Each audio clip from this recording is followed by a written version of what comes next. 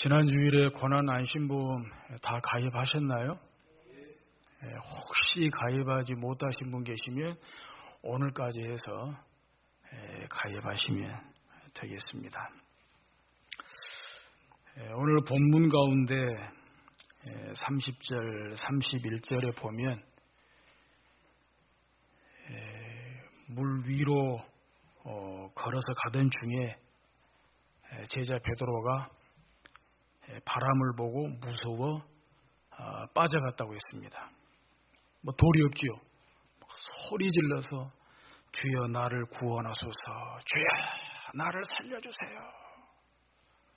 그렇게 했을 때 예수께서 즉시 손을 내밀어 그를 붙잡으셨다. 베드로를 붙잡으셨다 했습니다. 그런데 그때 하신 말씀이 믿음이 작은 자여 왜 의심하였느냐 그랬어요. 믿음이 작은 자여 왜 의심하였느냐. 믿음이 작아서 바람을 보고 바다에 빠져갔다고 말씀했다는 것입니다. 복음서에 보면 자기 딸이 귀신 들린 것과 관련해서 예수님께 간청하였던 가나안 여인에게는 내 믿음이 크도다 그랬어요.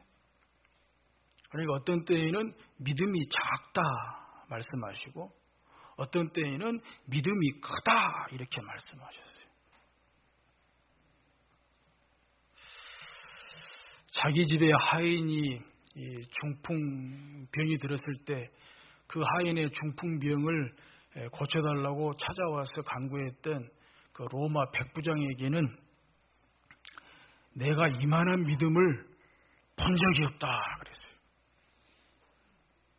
이스라엘에서 이만한 믿음을 보지 못했다 그랬습니다. 뿐만 아니라 12해 동안이나 혈루증으로 고생하고 있던 한 여인이 내가 예수님 뒤로 가서 예수님의 겉옷자락만 만져도 내가 낫겠다 해서 그렇게 했거든요. 그 여인에 대해서는 내 믿음이 너를 구원하였다 그랬습니다. 예수님은 믿음을 정확하게 보시는 것 같아요. 믿음이 작은지 믿음이 큰지 믿음이 있는지 믿음이 없는지 믿음이 중요해요. 사실 성경은 창세기부터 믿음으로 시작해서 요한계시록에 믿음으로 끝나는 하나님의 말씀이에요. 믿음으로 보지 않으면 아무 소용이 없어요. 믿음으로 봐야 돼요. 믿음으로 보고 믿음으로 끝나는 책이 성경책이에요. 구약성경의 하박국서 가운데도 보면은 하박국 선지자가 의인은 믿음으로 산다 그랬어요. 낙심과 슬픔과 절망 가운데서 그의 믿음이 회복이 될 때 하나님의 자비를 보고 하나님의 긍휼을 보고 하나님의 뜻을 보게 될 때 그의 믿음이 회복이 될 때 의인은 믿음으로 산다 그랬어요. 환경이 바꾸어지지 않아도 고난이 축복이 되지 않아도 슬픔이 변하여 기쁨이 되지 않아도 의인은 믿음으로 산다 그랬어요. 이 하박국 2장 4절의 말씀을 인용해서 사도 바울이 로마서 1장 17절에서도 오직 의인은 믿음으로 말미암아 산다 그랬습니다. 바로 이 말씀이 16세기의 종교개혁가 마르틴 루터의 종교개혁 정신의 도인이 되었어요. 오직 의인은 믿음으로 산다. 내 선행으로, 내 의지로, 내 노력으로 사는 것이 아니라 오직 믿음으로 산다. 히브리서 10장 38절에서도 역시 나의 의인은 믿음으로 말미암아 살리라. 이만큼 성경 도처에서 믿음에 대해서 말씀하시고 믿음이 얼마나 중요하고 믿음이 없이는 살 수 없다는 것, 믿음으로 산다는 것, 믿음으로 영혼이 구원받을 뿐만이 아니라 믿음으로 이 세상을 산다는 것을 힘주어 말씀하고 있는 것을 볼 수가 있습니다. 로마서 10장 17절에서도 그러므로 믿음은 들음에서 나며 들음은 그리스도의 말씀으로 말미암았느니라. 믿음은 들음에서 난다. 들어야 된다. 하나님의 말씀을 들어야 된다. 하나님의 말씀을 듣지 않고 믿음이 생길 수가 없다는 것입니다. 그런데 그 들음은 그리스도의 말씀이다. 고린도전서 13장 13절에도 보면 믿음, 소망, 사랑 이 세 가지는 항상 있어야 된다. 믿음, 소망, 사랑 이 세 가지는 항상 있어야 된다. 그 중에 믿음이죠. 믿음. 깨어 믿음에 굳게 서서 남자답게 강건해라 그랬어요. 남자든 여자든 남녀노소를 막론하고 믿음만큼은 남자답게 강건해야 된다. 그러니까 남자가 강건하지 않으면 남자가 아니에요. 남자는 강해야 돼요. 그런데 믿음에 관해서는 남자나 여자나 누구든지 남자같이 강해야 돼요. 이 믿음에 대해서 빌립보서 2장 17절에 보면 사도 바울이 이런 간절한 소원을 고백하고 있는 것을 볼 수가 있습니다.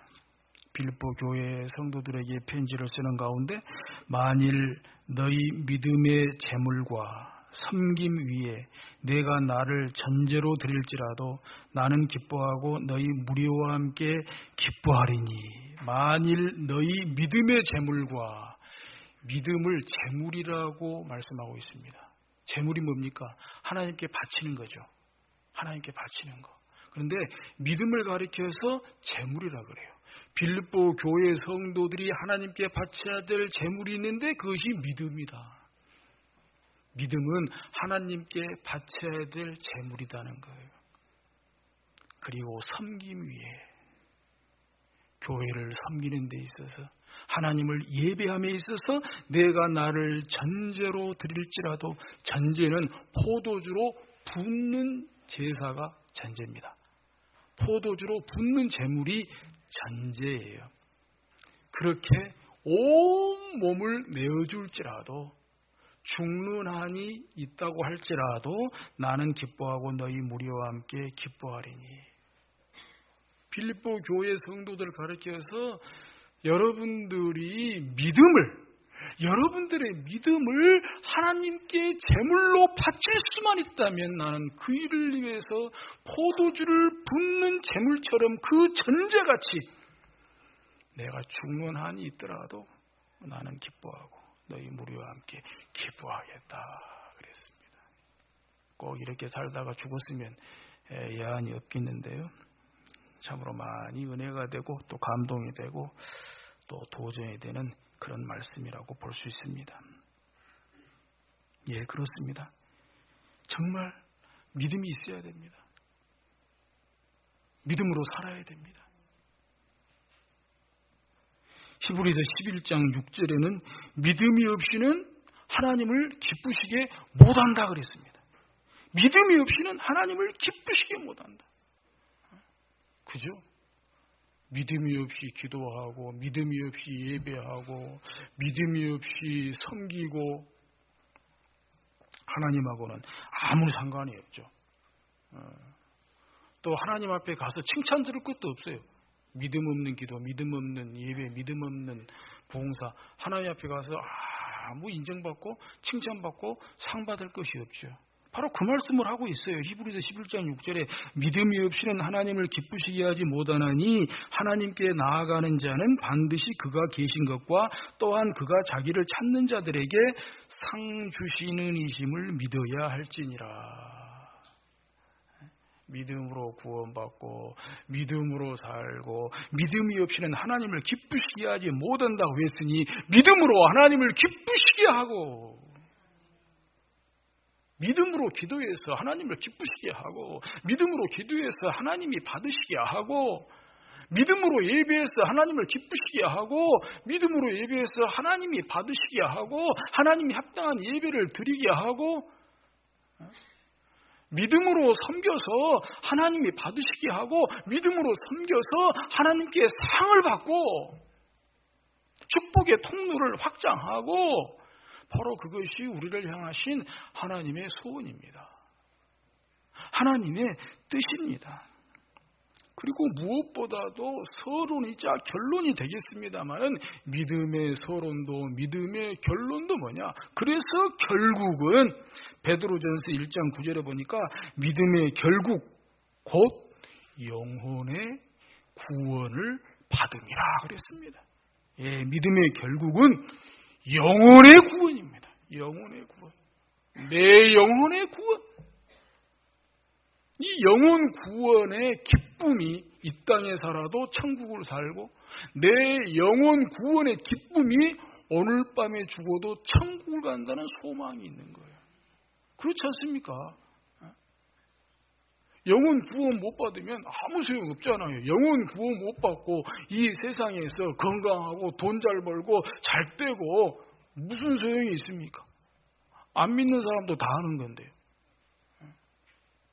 우리 믿는 자에게 중요한 것은 영혼이 구원받는 거예요. 내 영혼의 기쁨. 아직 구원받지 못한 잃어버린 영혼에 대한 갈망. 이것이 우리의 삶의 목표가 되어야 되고 내 삶의 소원이 되어야 할 줄로 믿습니다. 자, 그래서 오늘 본문 가운데에서 믿음이 뭔가, 오늘 본문에서 말씀하고 있는 믿음이 뭔가, 이것을 제가 하나님의 메시지로 선포하고 또 은혜 받기 위해서 성경 전체적으로 믿음에 대해서 말씀하고 있는 바를 제가 먼저 말씀을 드렸습니다. 오늘 본문에서 28절 말씀 가운데 믿음이 무엇인가에 대해서 분명하게 말씀하고 있습니다. 조금 나누어서 말씀을 드린다면 세 가지로 말씀하고 있습니다. 28절 말씀을 보겠습니다. 베드로가 대답하여 이르되 주여 만일 주님이시거든 나를 명하여 물 위로 오라 하소서, 이렇게 했어요. 사실 베드로 안에 믿음의 답이 있어요. 베드로 안에 믿음의 답이 있습니다. 마찬가지로 우리 안에 믿음의 답이 있습니다. 바로 그런 점에서 28절 말씀이 굉장히 중요하다고 봅니다. 풍랑이는 바다에서 그 캄캄한 데서 어떤 사람이 하나 제자들이 타고 있는 배 가운데로 오니까 그냥 유령인 줄 알았어요. 그랬는데 알고 보니까 주님이세요. 안심하라, 나다, 두려워하지 말라. 그 음성 들으니까 주님이라는 것을 알았어요. 그래서 제자들이 주님 말씀하신 대로 금방 마음이 놓였죠. 안심이 됐죠. 마음이 담대해졌죠. 그래서 그 가운데 베드로가 하는 말이 주여 만일 주님이시거든 나를 명하여 물 위로 오라 하소서 그랬습니다. 좀 잘 눈여겨 좀 보시기 바랍니다. 눈을 크게 뜨고 보시기 바랍니다. 뭐라고 말씀하고 있습니까? 나를 명하사, 주님께서 베드로에게 명령해 달라는 거예요. 뭐라고요? 물 위로 오라 하소서. 물 위로 오라. 그렇게 명령해 달라는 거예요. 이것은 물 위로 걸으라고 명령해 달라고 하지 않았다는 겁니다. 나로 물 위로 걷게 하소서. 나로 물 위로 걸으라 하소서. 이렇게 하지 않았다는 겁니다. 사람이 물 위를 걷는 것은 기적입니다. 그죠? 만유인력의 법칙이 안 맞잖아요. 자연 법칙이 안 맞습니다. 사람은 물 위에 빠지게 돼 있습니다. 그러니까 물 위로 걸으라 하소서 했으면은 그건 기적입니다. 기적.